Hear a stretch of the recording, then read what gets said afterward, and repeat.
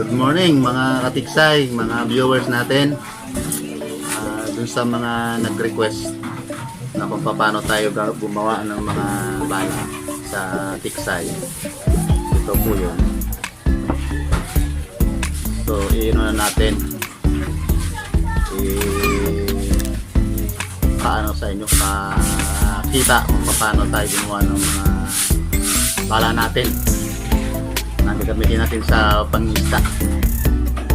So, umpisa na natin kung paano tayo gumawa ng tamang bala, tama, accurate, kahit malalayo o sa malalalim, maganda yung patama natin sa isda.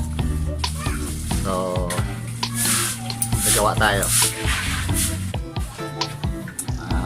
Una natin iproseso itong materials natin na stainless to. 316 ang laki. Pwede siya sa 1/4, pwede siya sa 22. So ito, ang kailangan natin dito para maganda yung accurate, kahit magpalit ka ng bala, pare-parehas yung sight mo dun na tama sa bala. So susukatin natin para mas maganda, para pare-parehas yung bigat ng ibabala natin sa airgun natin. So ito yung mga sukat niya. Ang sukat nito ng isang bala ko na to is ang haba ng kanyang stainless ay 14 cm. So ito siya, susukatin natin. Ito na po kung paano tayo mag ng ating tamang weight ng bala. Kailangan po susukatin na lang natin para pare-parehas po siya. So ito na yung gagawin natin. Ito na po yung sinasabi ko. Ang haba po ng ating stainless na po ay 14 cm. Tapos yung ibabaon po natin na na ballpen po ay ito siya. Nasa 4 cm po. Uukain ho natin to. Tapos ito po yung tulis niya, 3 cm naman ho to. Simula ho dito, paunti-unti yung patulis ng patulis ho yun, para yung impact po dun sa isda ay hindi siya busal-sal yung tama dun sa isda, walang maliit ang butas. Kasi yung kalamitan kasi pag ang impact ng bala doon, malaki yung butas na tinatama ng bala kung hindi siya matulis. So ito yung gagawin natin. Kailangan medyo matulis siya ng paliit ng ganun. Tapos ito na po yung design natin, yung kumbaga sa pinakasima niya. Bali mag-start po tayo diyan sa 6 meter. Tapos 6 cm, tapos 7 cm. Uukaan po natin 'yan. Tapos saka natin sa mulyon, ukitin natin yan para magkaroon siya ng design na parang ganito. Ito po siya. Yan, mayroon po siyang gatla po. May parang sima po yun na pag sa isda ho. Kung sakali ho hindi tumagos yung bala nyo, kung malayo or malalim na yung isda o mahina na yung inyong hangin sa airgun, so minsan meron tendency na hindi siya tatagos, hanggang dito lang siya. Kaya kung minsan pag hila ng isda, pagtakbo ng isda, siyempre mababanat po yan, hihilahin nyo rin kasi siya. So kailangan kasi meron siyang sasabitan kung yung tinik niya o kaya yung kaliskis ng isda na dito, para hindi siya mahuhugot, matangal mo pa rin siya paitaas. So ito, ganito po ang gagawin natin. So sinusukat natin ho yan, tapos saka natin lalagyan po yun ng gatla. So kakatingin na po natin to. Putol-putulin na muna natin to para nagawaan natin yung design nito. Sige po. Okay, ito na po yung sinukat natin na pagpuputol natin ng sukat. So puputulin na natin to.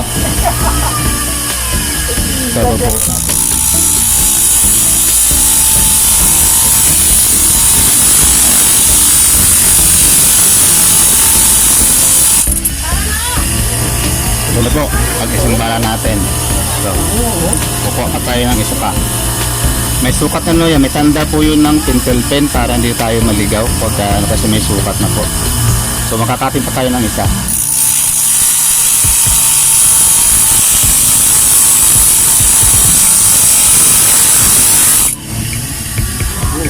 Yan po, dalawa. Ngayon po,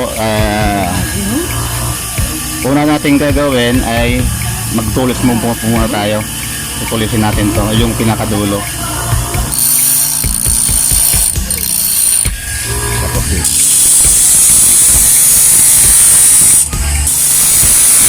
Okay, marami po siyang talim, 3 po talim nito. May sa pino, mayroon sa gaspang, saka ito po yung pang ano natin, pang design.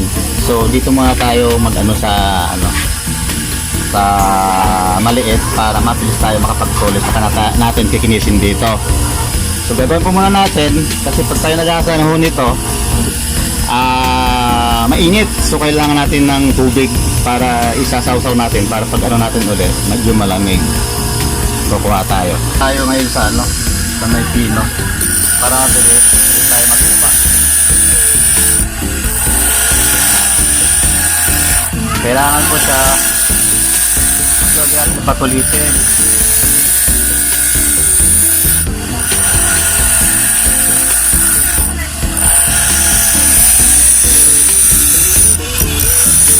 Paggawa po, habang dinidiin nyo ng ganyan, ito po yung isa yung kamay, iikutin nyo lang ng ganyan na pare-parehas para pantay po yung pag-ikot po ng stainless, para ang tulis po niya ay pantay rin no yung pagkatulis. So halimbawa pag mainit, sasawsaw nyo sa tubig, saka mag-grind kayo ulit kasi mainit po, mahirap hawakan pag tuloy ho natin. Yan.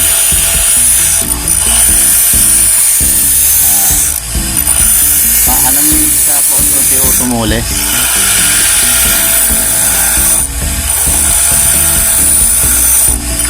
Wop, wop. Yan.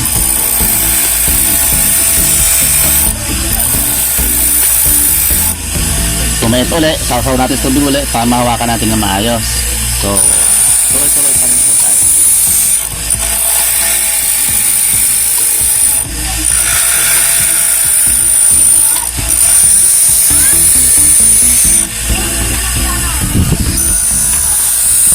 Ito na po siya. So, matulis na po siya. Hanggang yan. 3 p.m.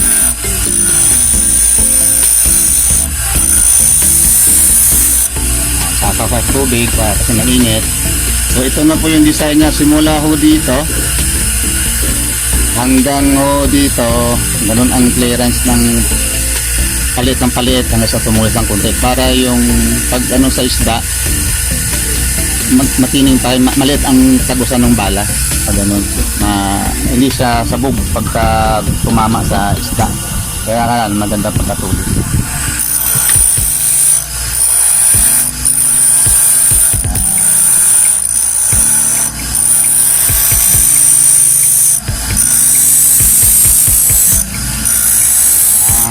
So ito na siya, magaspang pa rin siya.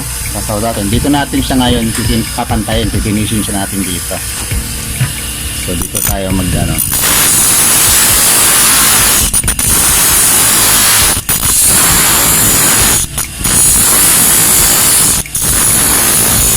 Yan. Ayan na po siya. Ito po siya. Yan. Ito na po. Kailangan lang natin itong dulo, hindi masyado din talagang matulis na ano. Kaya lagyan natin ng konting ano siya na hindi mag-ano sa ano ng tali natin sa top line. May konting purol siya sa dulo pero maliit lang. So yan na po siya.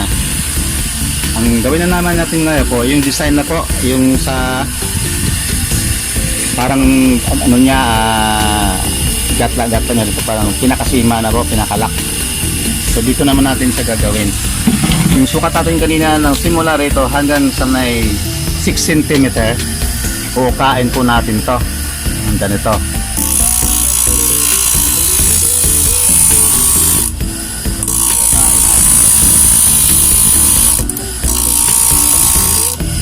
Ayan na po, may uka na po siya. 1 sentimeter uli. Dito tayo.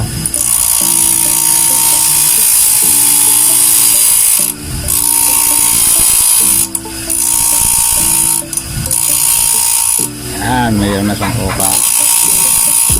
So, ang gagawin natin dito, may dalawa na.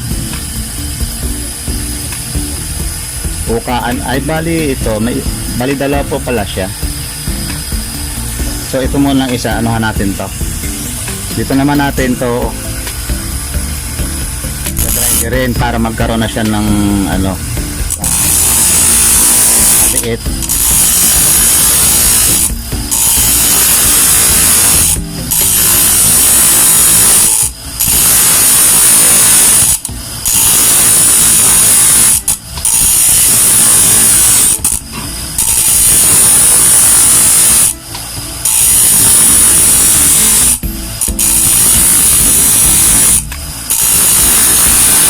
Meron na siyang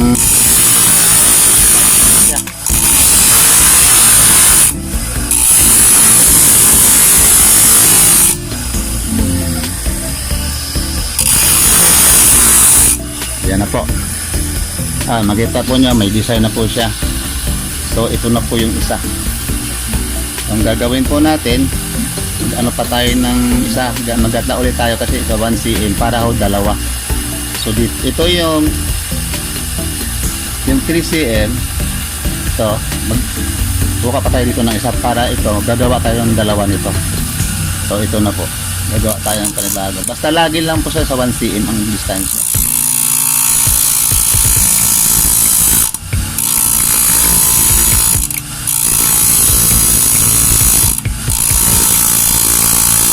Ayan.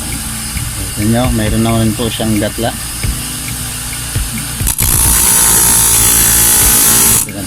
Medyo malit na siya po ng konti. So gawa-gawa naman natin po ng isang ganito na design. Isasaw-saw muna natin kasi mainit siya. So ito na, gagawin tayo panibagong isang design ng ganito ulit, ng pinaka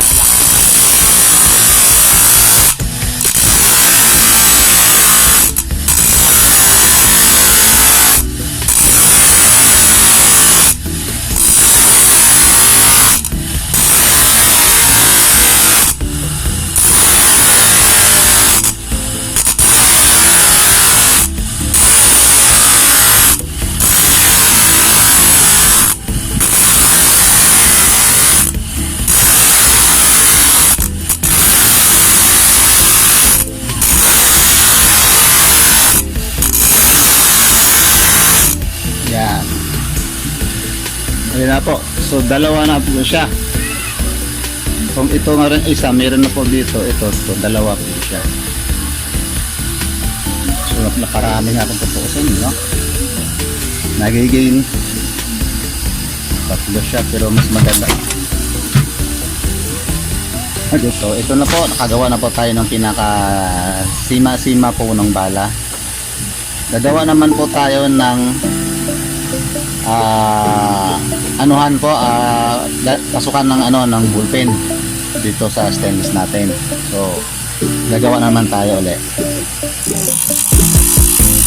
So hindi siya ano lang.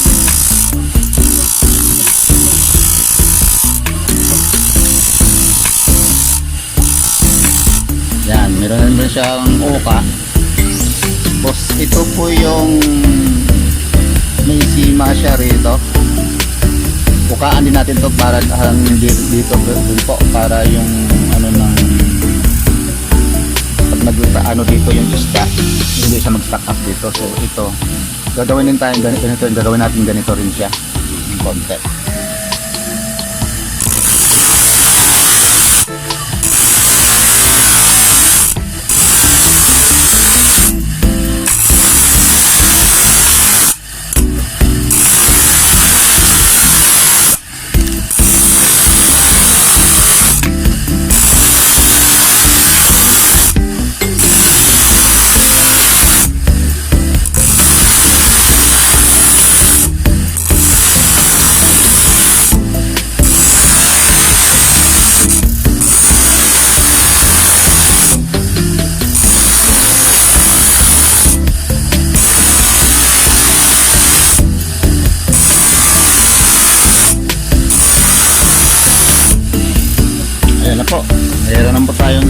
panibago na ano, pero mas mahaba o siya. Ito po yung sa 2cm naman po. Ito naman no, ito nang gawin nating palitan po natin to na parang ganito po siya para itong ballpen maipasok natin dito sa loob. So ito malaki kasi siya, ang butas kasi ng ballpen maliit lang po, kaya palitan natin to para magkasya po sa ballpen. Ito po, palitan natin ito. Kakawag naman sa tubig, tapos ito na naman natin palitin. Mainit pa.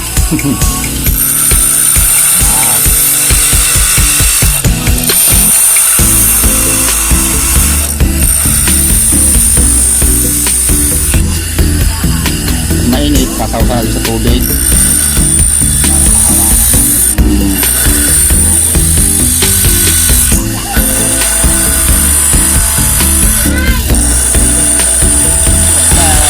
Nyo lang yung iikot ng bakal. Iikot mo siya ng pagkaroon na i-maintain mo lang ikot para maganda yung pantay yung bawat na grinder natin sa sa bala.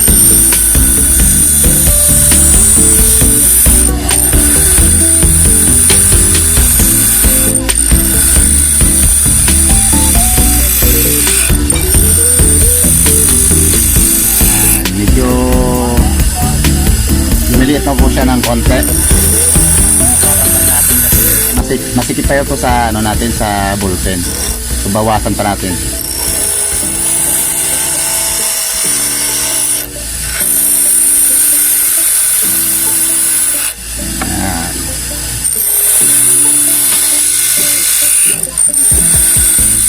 Medyo lang siya. Matagal lang siya i-grinderin kasi mumulyon yan. Stainless, medyo makunat siyang hasain, di tulad ng mga asero o kaya mga concrete nilang or bakal, madali lang. Pero ang stainless kasi makunat, so medyo matagal-tagal din siyang gawin. So continuous na lang natin.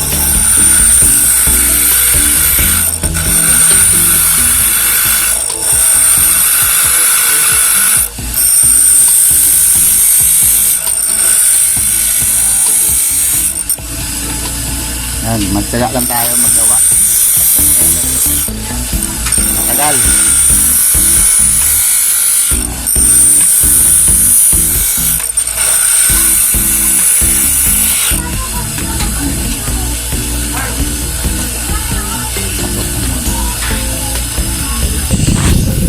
Ito na. Tapos na siya sa pagpapalitan natin ng kanyang para magkasya doon sa butas ng ballpen. Ito na po siya. I-make sure natin na pagka ito ay ginagamit na natin, hindi siya mahugot pagka tumama doon sa isda. Kasi karamihan kasi pag plain, pag impact doon sa isda, minsan ito naiwan to. Ito natatanggal, naiwan ng ballpen. So makakawala rin yung isda, tsaka nahuhugot dito ang ballpen natin. So lalagyan po natin siya ng thread para kumapit doon sa ballpen. So ito gagawin natin may thread. Itong procedure po niya, paggawa ng thread. Nasa nyo, kung paikutin nyo rin sa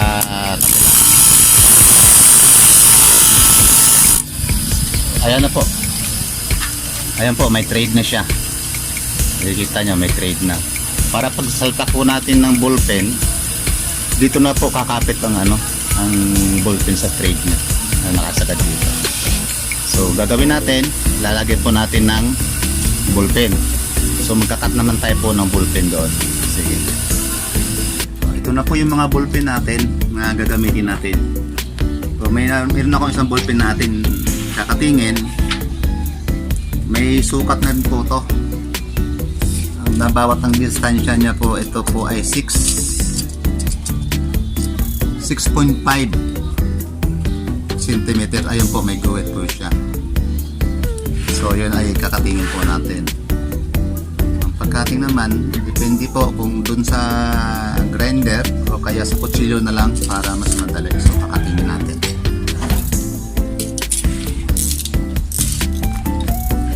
Kakatingin po natin siya.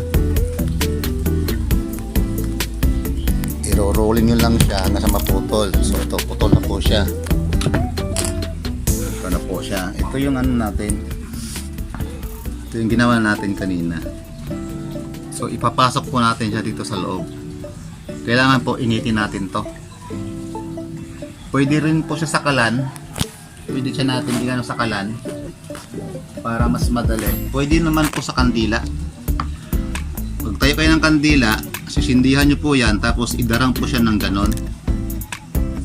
Pag uminit na po siya, tsaka nyo siya papasok po dito hanggang dito siya sa pinaka ano natin, pinaka binawasan natin na may trade. Ganyan siya. So may kalan, may nakasalang kaldero. May nagsasaing pa dito. So para mas madali, dito na natin siya ano yun, no? Sa silin para mas mapadali yung ano niya, ang kanyang pag-init. So dito na po natin siya idarang muna pansamantagal. Diba? Initin natin siya. So, pag mainit na po siya, papasok natin po dito. Yan. Sa ballpen na ito. Tapos, habang ano po siya, mainit, malambot po yung ballpen, pipihitin po natin siya hanggang patulak paloob kasi may thread po siya. Ayan, no. Kahit na i-ano mo lang siya, pihitin mo nga, kusa siyang pumapasok. So, ito na po siya, nakapasok na. Gawin natin, ano natin sa tubig para mawala yung lamig niya.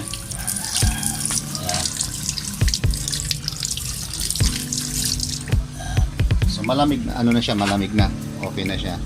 Gagawin naman natin, yan naman natin sa mulyon to, i-grinder naman natin para doon na sa pag ano sa ano ng barrel ng irga natin na magkasya to. So doon naman tayo sa mulyon natin, i-grind na naman natin siya, palitan na naman natin tong ballpen na to para maging ganito na siya. Yan, palitan din natin to. Tapos ang malaki lang ho yan na magkasya dun sa barrel ng erga natin, ito lang po yung dulo. So ito dito medyo may clearance po yan para maganda po ang lipad na ng bala natin. So bawasan natin ito doon sa dito na naman po tayo sa ano ng mulyon ho natin. So palitan na natin tong ballpen.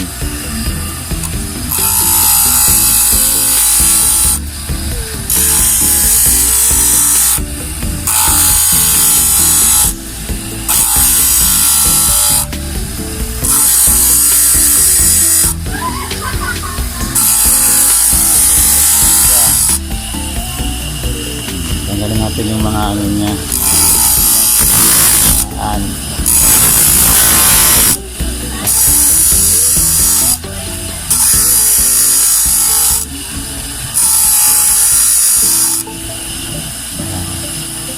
So medyo maliit na siya.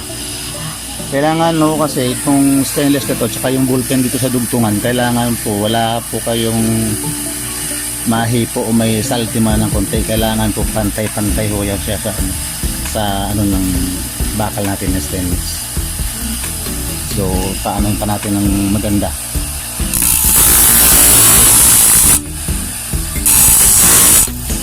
Yan po. Kita nyo, kahit hipuin po ninyo, wala na po yung salty po sa stainless. Kaya maganda po yung ano niya, hindi po siya mababasag pag tumama po sa tubig. Ito po.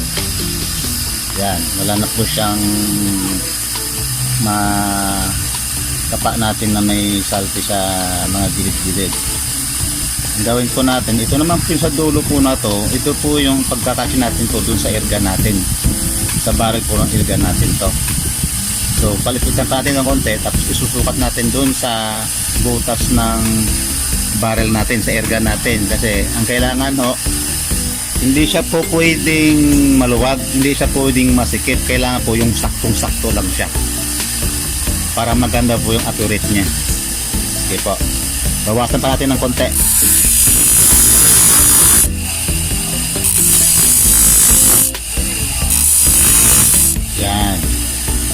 make sure nyo po kapag may susukatan po kayo, halimbawa ito po yung air gun ko, kita mo yung air gun ko, ayan po yung air gun ko sa dulo, yan po siya, yan.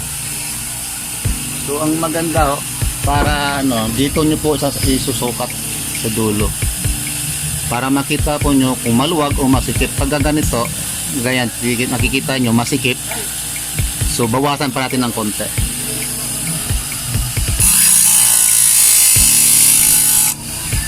Yan, bawas mo konti, so panibago natin sukat, so masikip pa rin siya ng konti. Kailangan talaga siya, hindi siya masikip, hindi siya maluwag, tama lang.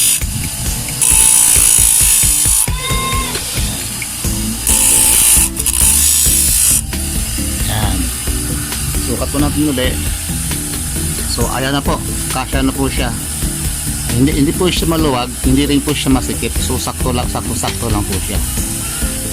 So ito na po yun, okay na. Papantayin po natin ang dulo. Yan. Yan. Pantay na po siya yung dulo. Ang gagawin naman natin po nito, bubutasan na po natin siya. Bubutasan na po natin siya para malalagyan po natin ng tali. So bubutasan po natin siya. Okay, dito na po tayo. Gagawin po natin dito, bago natin butasan itong sa loob na ito, medyo maliit po ang butas, so palakihan muna natin ng konti yan.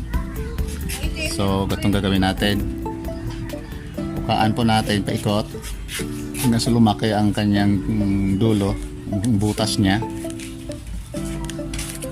Yan. Kailangan po yung dulo ng kutsilyo or ano man matalas para makuha mo yung mga niya kanto sa loob. So ito malaki na po yung loob, malaki na kung loob ng ballpen, so pwede natin siyang butasan na.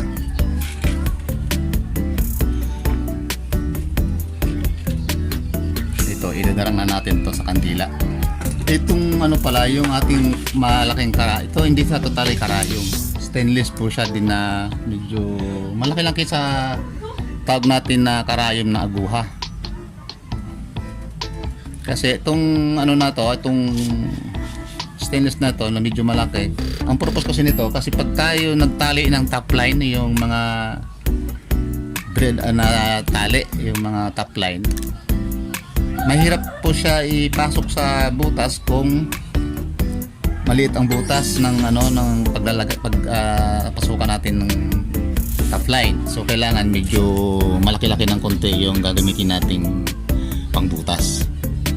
So idadarang na natin siya ng mga ilang segundo lang,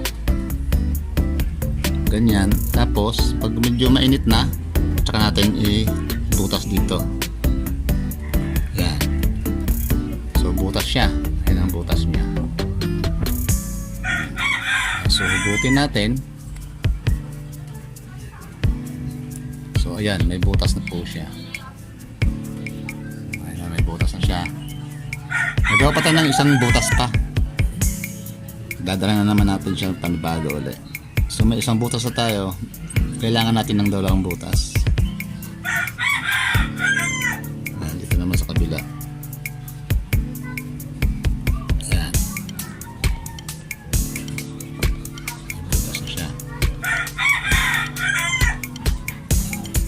Yung pinaka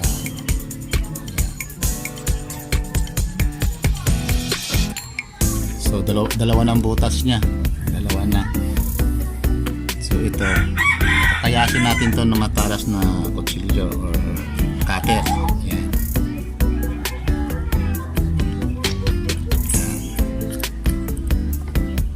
Para na siya, makinis na siya.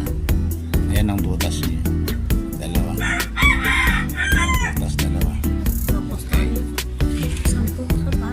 Ang isa pa, lalagyan naman natin siya dito ng pinaka groove nyo rito, yung kanal na dyan natin itatapat yung ating tali sa groove na yun. tayo ng butas.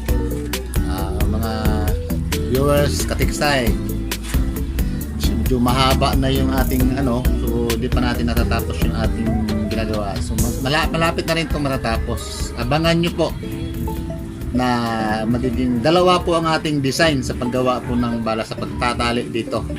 Meron tayong gagamitin na instant lock, nakabalagbag naman siya pag hinilila mo sa isla, nakabalagbag siya. So abangan nyo po yan. At mapapagawa na naman tayo ng panibagong bala. So sa mga subscriber, mga viewers ko, mga katiksay, huwag nyo pong kalimutan mag-subscribe at i-link lang ang aking notification bell para lagi kayong updated sa aking mga bagong videos. So may nagpapa-shoutout pala. So babasahin ko po, nagpapa-shoutout. Shoutout pala kay Jojo Padilla ng Pampanga. Hello pre. Shout out sa'yo. At kay Richard Villa. Kumpare ko to. Richard Villa ng Arienda, Taytay. Hello pare. Buti ka pa, nakakapamutok ka ako. Medyo malayo ako. Quarantine tayo ngayon kaya hindi tayo makagala-gala po. Ngayon pa rin kay Arnel Layakan.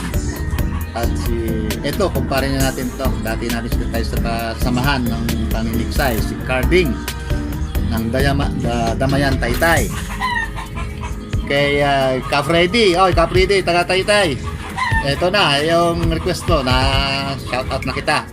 At of course, yung best friend mo, si Leon Guerrero. Hi mga partner, mga tropa, shoutout sa inyo.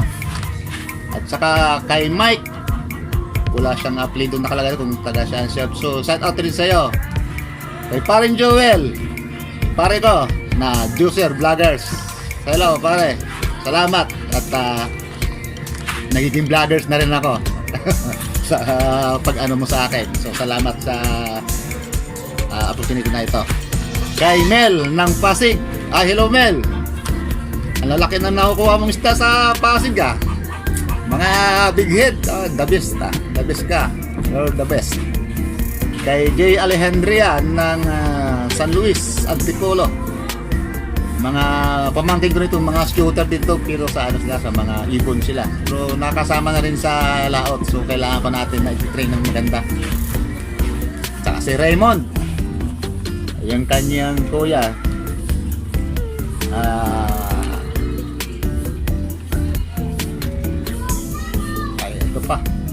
hindi ko manong pero katiksay na nakakilala sa akin. Shout out sa inyo lahat dyan sa Taytay, Pasig, Anguno, mga nakakilala sa akin dyan. Ayan, shout out ko kayo. Lang kayo sa sa video ko para ma-shout out naman namin kayo. Ang ko pala Katiksay Cesar Sniper Vlog. Yun po ang isi-search ninyo para makikita nyo po ako dun sa pakishare na lang po sa mga ibang tropa. So sa muli, kita-kita po tayo ulit. At magawa tayo ng bala natin na magandang accurate, tamang-tama. Maganda ang gagawin natin bala na kinabangan nyo talaga. Kung saan man kayo mamumutok, mamamaril. Ito po ang ating bala. Bye-bye!